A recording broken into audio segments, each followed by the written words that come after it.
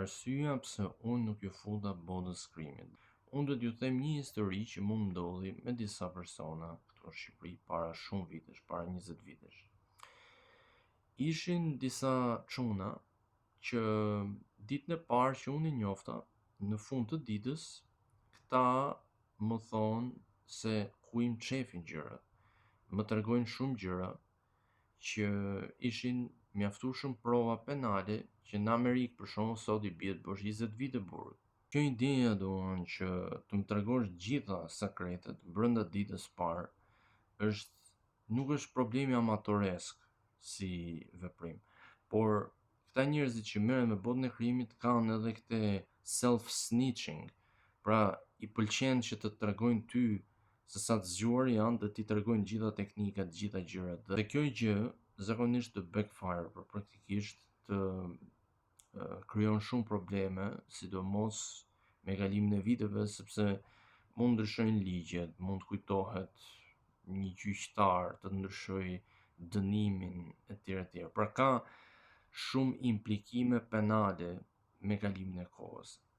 Në Amerikë ke self-snitching te muzikat që këta kriminela bëjnë, ose në Shqipëri kanë filluar duke self-snitch me TikTokun.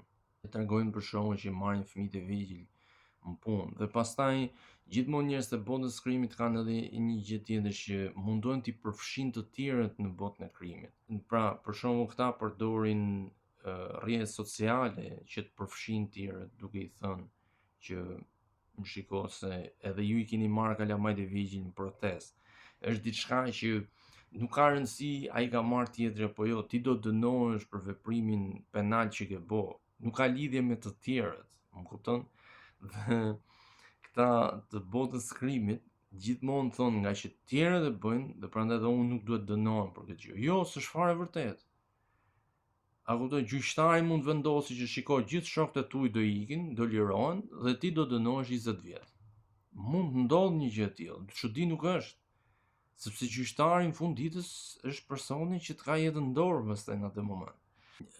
Gjithashtu ka pas persona që këtu në Shqipëri bënin çfarë ti donte kokra qefit, edhe se ligji është, por nuk është funksional. Sa iknin në Amerikë se i ditën e green card në jo, direkt e 20 vite burg, për shkak se 10 vjet burg, edhe akoma i kanë nëpër burgje.